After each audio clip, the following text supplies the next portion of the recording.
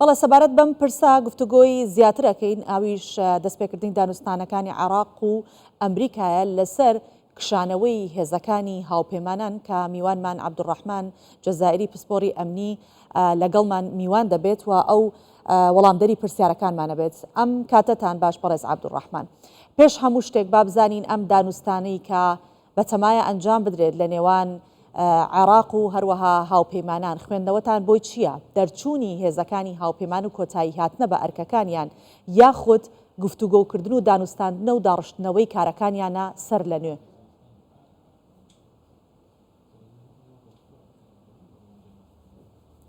بسم الله الرحمن الرحيم. سڵاو لە جەنابەت و سڵاو لە کوردستان 24ش سڵاو لە بینەرانیشتان. بڕوام وایە کە گفتوگۆکان کە ئێستا هەن دوای ئەوەی کە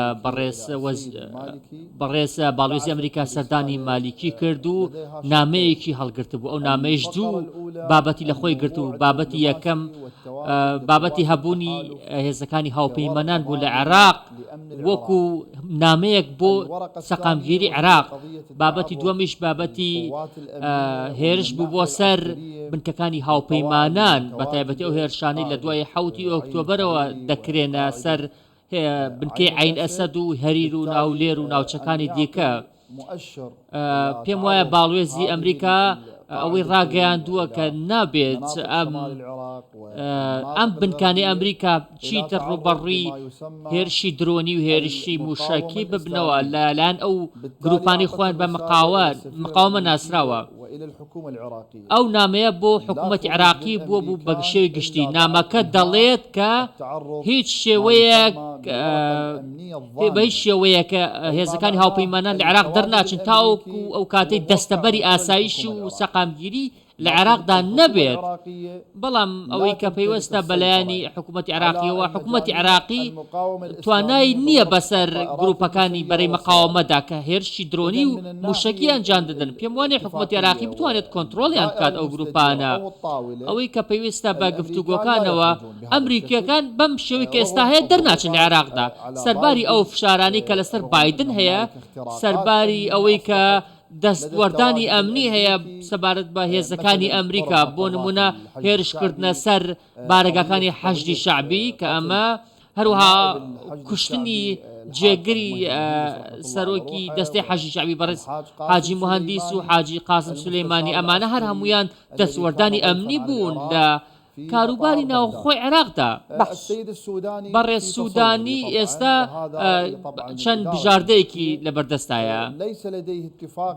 ئێستا بەڕێز سوودانی ئەو ڕێکەوتنە استراتیژی هێتی واقعی نییە یاخود لۆژیکی نییە، بەڵکو ئەوەی کە هەیە بەڕێز بایدن و بەڕێز باڵێز فشاری لەسەرکردن بە گفتوگۆ. باشە، کەواتە لە قسەکانی ئێوە دەرەکەوێت پەیوەندی هەیە، واتە پەیوەندیەک سەبارەت بە هێرشەکانی ئەم دوایانە کە ڕووی داوە لەگەڵ ئەم گفتوگۆکردنەی کە لەبارەی کشانەوەی هێزەکانی ئەمریکا ئەم دوانە پەیوەندیان هەیە بەیەکەوە لە دوای ئەوە ئەمە ڕوویدا؟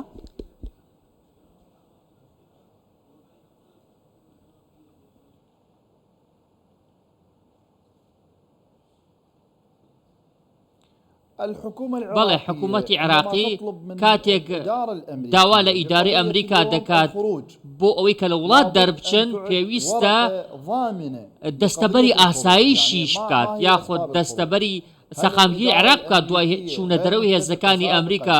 ئایا پێشتر ئیدارەی ئەمریکا ڕەزامەند بووە لەسەرم خاکە؟ بێگومان نەخێر. ئێمە دوو ڕێکەوتی استراتیژی ئەمنیمان هەیە کە لە نێوان حکوومەتی عێراقی و حکوومەتی ئەمریکیدا مۆر کراون کە دەگەڕێنەوە بۆ ساڵی 2012. ئەو کاتەی کە دوای 2 ساڵ 2014 داعش هاتە عێراقەوە، هاوپەیمانی نێودەوڵەتی هاتە ناو عێراقەوە، تاوەکو ئێستاش کارەکانیان بەردەوامە. ئەگەر بۆ نمونە عێراق ناتوانێت یاخود توانێت ئەوەی نییە ڕوبەڕووی سەرجەم هەڕەشەکان بێتەوە، ئەگەر پشتیوانی ئاسمانی بۆ دابین نەکرێت. جا هەمومان دەزانی پشتیوانی ئاسمانی کێ دابینی دەکات؟ هاوپەیمانی نێودەوڵەتی دابینی دەکات. هێزی ئاسمانی عێراق ئەو توانایی نییە کە ئاسمانی عێراق بپارێزێت. هەمومان دەزانین عێراق ئێستا ڕاداری نییە، عێراق سیستەمی دژەموشەکی نییە، عێراق فڕۆکەی شەڕکەری پێشکەوتووی نییە، سەرباری ئەوە ڕێکەوتنی کردووە بۆ کڕینی فڕۆکە لەگەڵ رووسیەکان و لەگەڵ ئوکرانیەکان. هەر لەبەر ئەوە عەبدوڕەحمان جەزایری پێویستی بە هاوپەیمانی نێودەوڵەتیە هێزەکانمان لەو پەڕی ئامادەباشیە ئەگەر هاتو هێزەکانی هاوپەیمانان بکشێنەوە ئەتوانین لە ڕووی ئەمنیەوە خۆمان دۆسەی ئەمنی بەڕێ ببین لە وڵات. با قسەکانم تەواو بکەم. ئێمە دژی هەبوونی ئەمریکای لە عێراق با پێت بڵێم. ئێمە دەتوانین بەرگری لە خاکی عێراقی بکەین لەسەر ئاسی زەوی، نەک لە ئاسمان، نەک لە ئاستی دەریا. تاوەکو ئێستاش دەستدرێژی دەکرێتە سەر ئاسمان و دەریای عێراق. تورکیا دێت بردومان دەکات، ئێران بردومانمان دەکات. بۆ نمونە تورکیا هەموو ڕۆژێک خاکی عێراقی بردومان دەکات، بەڵام عێراق ناتوانێت وەڵامی بداتەوە. کەواتە ئەمە ئەوە دەسەلمێنێت ئێمە لەسەر زەوی دەتوانین پارێزگاری لە خۆمان بکەین، نەک لە ئاسمان. ئێمە پێویستمان بە هێوەپەیمانی نێودەوڵەتیە لە سەر ئاسمان بۆ ئەوەی ئاسمانی عێراق پارێزێن. بەڵام دژی ئەوەن ئەو هاوپەیمانێتیە خۆی بێت و ناوخۆی عێراق بردومان بکات. ئەمە سیستەمێکی سەربازی نێودەوڵەتیە. جیهان ئێستا پەرەی سندووە. ئێستا عێراق لە ڕووی سەربازیەوە ناتوانێت بەرگری لە خۆی بکات. بۆ نمونە سەربازی عێراقیەکان دەتوان تەنها پارێزگاری لە زەوی بکەن، بەڵام ئەوەی پێویستە بە ئاسمان و ناتوانین، ئەوەی پێویستە بە دەریاوە ناتوانین. ئەمانە هەرهەمی ڕوونە. یەک دنیا کێشەمانەیە لە باشوور، لە دەریا کێشەمانەیە، لە تورکیا کێشەمانەیە، لەگەڵ ئێران کێشەمانەیە. ئێستا بۆ نمونە ئێمە لەگەڵ ئێرانیش کێشەمانەیە. بەڕوونی ئەمەمان وتووە پێش چەند ڕۆژێک با بیرمان ناچێت کە دەستدرێژیان کردە سەر سنووری عێراق ئێران و بردومانیان کرد. ئەمە کێشەیە کە تاوەکو ئێستاش بەردەوامە. با لە ڕووی سەربازیەوە قسە بکەین، نەک لە ڕووی داگیرکاریەوە. ئێستا داگیرکار لە عێراقدا هەیە، ئەمە نکوڵی لێ ناکرێت. دوای 2003 هێزەکانی ئەمریکا هاتنە ناو عێراقەوە. بۆ نمونە دەکرێت ڕاوێژکارە سەربازیەکانی ئەمریکا کەم بکرێنەوە. ئەمە ئەو شتێک کە سوودانی داوای کردووە. سوودانی چی دەوێت؟ سوودانی داوای لە بایدن کردووە کە ڕاوێژکارە سەربازیەکان کەم بکرێتەوە، ڕاوێژکاری سەربازی هەبێت، نەک سەرباز. باشە بەڕێز عەبدوڕەحمان، باسی سوودانی کرد. بابینە سەر ڕۆڵی سوودانی. مووقفی لە عێراقا لێرە چییە؟ کەوتۆتە بینی دوو بەرداشەوە لەلایەکەوە فشاری ئەمریکای لەسەر بێت و لەلایەکی تریشەوە فشارێکی ناوخۆیی لەسەر بێت. ئەتوانی خوێندنەوەیەکمان بۆ مووقفی سوودانی بۆ بکەیت لەم دانوستانە؟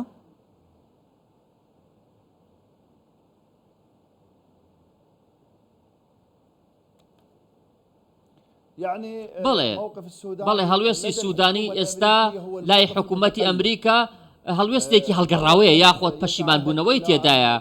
بۆ نمونە سەردەمانێک سوودانی پشتیوانی ئەوەی دەکرد کە ئەمریکەکان لە عێراقدا بمێنەوە.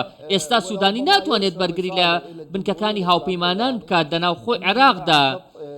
بۆ نمونە سوودانی هەندێک جار وا دەری دەخات کە لە ڕیزی بەرەی مقاومەدایە و دژی هەبوونی ئەمریکا لە عێراق. بەڵام ئەمریکا بەم فێڵە دەزانێت ئەمریکا ئەم فێڵی بۆ ئاشکرا بوو. ئەمریکەکان ناتوانێت هیچیان لێ بشاریتەوە. بۆ نمونە ئێستا ئەمریکا ناتوانێت متمانە بکات بە حکوومەتی عێراقی. تەنانەت سیقەیان بە سەربازەکانی عێراقیش نییە بۆ پاراستنی ئاسمان و خاکی عێراق. بۆ نمونە سوودانی دەیەوێت وەکو یاریەک بکات، با چۆن بڵێن لە چوارچێوەی هەماهەنگیدا یاریەک بکات لەسەر ئاستی ئێران و لەسەر ئاستی ئەمریکاش. بۆ نمونە سوودانی حکوومەتێکی دیکە لە پشتیوە هەیە کە دەیجوڵێنن. بۆ نمونە حکوومەتی سوودانی کۆمەڵە کارکتەری دیکەی لە پشتەوە هەیە. بۆ نمونە ئێستا ئەو نامەی کە ئەمریکا ناردوێتی بە عێراق ئەوەیە کە دەستەبەری ئاسایشی عێراق بکرێت کاتێک هاوپەیمانان دەچنە دەرەوە لە وڵات بە پێچەوانەوە بە سوودانیان ڕاگەیاندووە. ئەگەر دەستدرێژی گروپە چەکدارەکان بۆ سەر بنکەکانی هاوپەیمانان بەردەوام بن وەڵامیان دەبێت. ئەمە زمانی هەڕەشە نییە، بەڵکو زمانی واقعی حاڵە. ئێستا ئەمریکا بۆ نمونە بەرەی مقاومە موشکێکیان پێوە دەنێت، ئەوانیش دووسێ ساروخی دیگە پێوە دەنێنەوە. بۆ نمونە ئەگەر بنکەیەکی دیاریکراوی سەربازی هێرش بکرێتە سەریان، دیبلۆماسیانە جواب نادەن ئەمریکەکان، بەڵکو دێن جارێکی دیکە هێرش دەکەنە سەر بنکەکانی حەشدی شەعبی. ئەمە زمانی سەربازیە کە ئەمریکا قسەی پێ دەکات. بۆ نمونە ئەو نامەیەش گەێنراوە بە مالیکی و گەێنراوە بە سوودانیش، گەێنراوە بە حکوومەتی چوارچێوەی هەماهەنگی.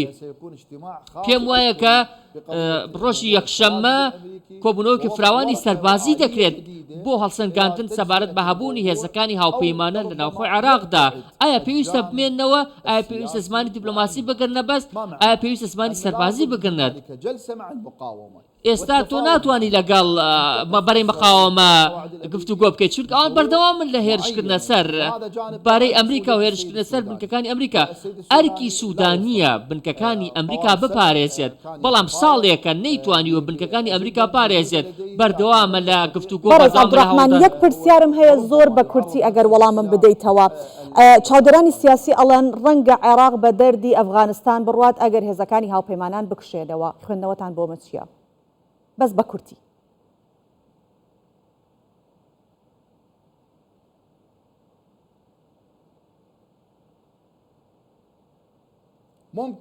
بەڵێ ڕەنگە بەرنمەیەک هەبێت کاتێک هێزەکانی ئەمریکا دەکشێنەوە مانای داڕوخانی ڕژێم بێت، بەڵام ئەمە ڕای من نییە، بەڵکو ڕای بەشێک لە پسپۆڕە سەربازیەکانە باز لەوە دەکەن کە سیستەمی عێراق ڕەنگە دابەش بێت یاخود هەڵوەشێتەوە لە کاتی کشانەوەی هێزەکانی ئەمریکا.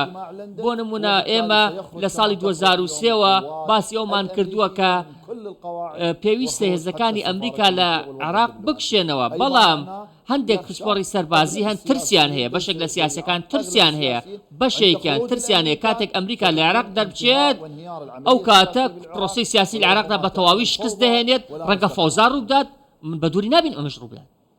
بەڵێ، سپاس دەکەین عەبدوڕەحمان جەزائیری، پسپۆڕی ئەمنی لەگەڵمان بوویت و وەڵامدەری پرسیارەکانمان بوویت.